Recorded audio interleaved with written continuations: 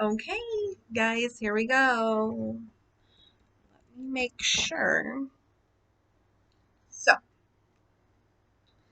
um, this is a eulogy for my grandfather, and I want to give thanks to celebrate my grandpa's life.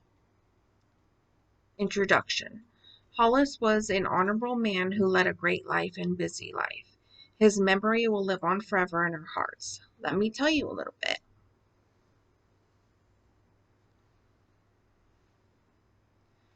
He was a great person. I'm here to tell you about his life here on earth, which was cut way too short. He always was the one who would be the one you would call if you needed anything. He saved me on more than one occasion. Everyone who is here today to celebrate his life could contest to that. So, I believe you will love to hear about his accomplishments and the good things he has done, and to help keep his memory alive for as long as possible. So, once again, we are here to celebrate Hollis's life here on Earth and share his memories together. So, here we go. We're going to dive into the earlier times that made him such a great man.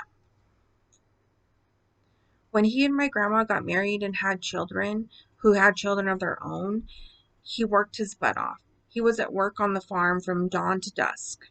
He was so giving and loving. He was always the kind of man who had a sense of humor, and never have I seen him angry or raise his voice. He was such a great man to my grandma. When they both started raising me, I am sure it was a tough decision after already raising their own children and finally being able to live their own lives, but he did it without any hesitation. He was such a great man. He would open the home to anyone, especially family. I was the only female grandchild, so I would get spoiled by him a little bit. But the point is that I'm making is that it's just that kind of man he was, from working all hours to provide for all of us, to making everyone smile and laugh around him, to being the reason everyone is in a good mood, no matter what it was. He was always he always had a positive attitude about it. That's why Hollis was and will live on in our hearts forever. Now I'm getting to share about when he started getting sick. When he started getting sick, it did start with a heart attack, but he recovered, came home, everything, seemed fine. We thought, okay, people have had a heart attack before and they've recovered just fine. And then they lived, another 20, 30 years. So that's what we thought it was. But then he fainted on the front lawn, which devastated us all. We rushed him to the hospital. He seemed fine when I last visited him. He was eating and talking, but then God decided that he needed to be a caretaker in heaven, which honestly was the hardest moment in my life. Even though we dearly miss him and cherish the memories we had with him, he was needed way more in heaven.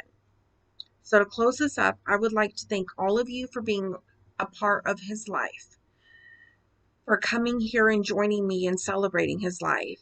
He always told me he never wanted to be mourned but celebrated. So with this tribute to my grandfather, I want everyone to remember all the good things he did and the light that he brought into our lives and the lives that he touched with this kind heart. He was taken from us way too soon, but Jesus needed him more but Jesus needed another caretaker in heaven for those pearly gates. So I make this tribute to you, Grandpa Hollis, until we meet again. So remember to always love and cherish one another, because honestly, we are not promised tomorrow.